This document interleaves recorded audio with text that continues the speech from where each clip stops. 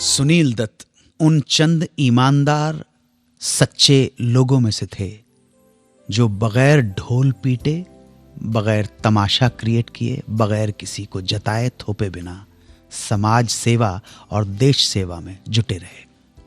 भारत चीन की 1962 की वॉर, जिसमें हुई भारत की हार।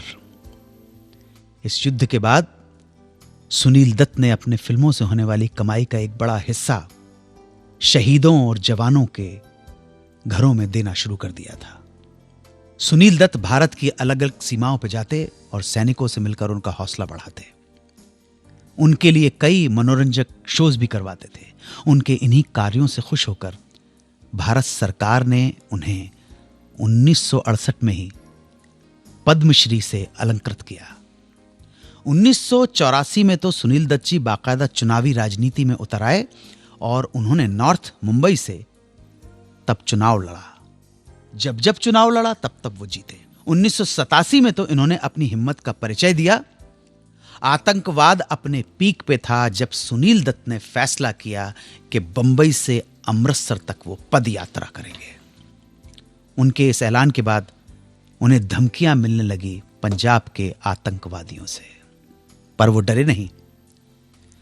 उन्होंने बंबई से अमृतसर तक सद्भावना और शांति के लिए पदयात्रा की और साबित कर दिया कि वो अपने इरादे के कितने पक्के हैं और सोशल कॉजेस के लिए, अपने देश के लिए कितने डेडिकेटेड हैं।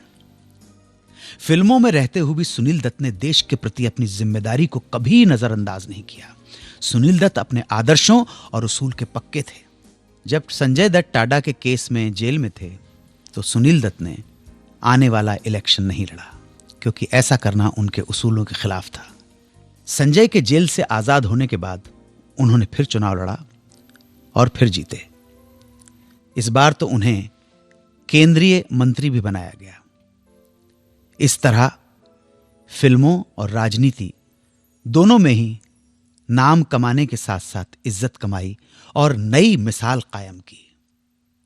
मैं दत्त साहब के बारे में इतना कह सकता हूं, मैंने सौभाग्य प्राप्त किया है उनके साथ इंटरेक्ट करने का। थोड़ा सा ही था लेकिन किया है। बहुत ही कमिटेड और डेडिकेटेड आदमी था। हमारी इस फिल्म इंडस्ट्री को सुनील दत्त जैसे लोगों की जरूरत है। अनप्रिटेंशियस, ईमानदार, सच्चे। 25 मई 2005 को दत्त साहब चले गए। सेंटा क्रूज में उनका शरीर पवित्र अग्नि को समर्पित कर दिया गया। बड़े बड़े राजनेता आए थे, पूरी फिल्म इंडस्ट्री वहां पे थी। 25 मई 2005। आज का हमारा ये शो पूरी तरह से समर्पित रहा सुनील दत्त की स्मृति में। ईश्वर सुनील दत्त की आत्मा को शांति दे, यही प्रार्थना है। और दत्त साहब के ऊपर पिक्चराइज्ड गीत हम सुनाते रहें, आप सुनते रहें, हम सब गुनगुनाते रहें और याद करते रहें भारत माता के उस सच्चे सपूत को। इस शो में जिसका नाम है सुहाना सफर विद अन्नू कपूर, सिर्फ 92.7 बिग एफएम पर। 92.7 बिग एफएम पर आप सुन रहे हैं सुहाना सफर विद अन्नू कपूर।